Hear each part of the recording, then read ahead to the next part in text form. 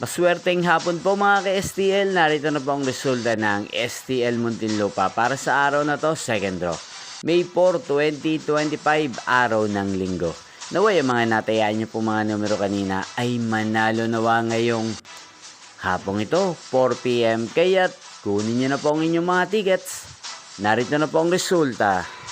Ang mga numerong ninalo sa STL Muntinlupa ngayong hapong ito, May 4, 2025, 4 PM, second draw result, 20 at 10 in exact order. Sa lahat po ng timaya kanina sa STL Muntinlupa para second draw ng 20 at 10, congrats po sa inyo, panalo po kayo.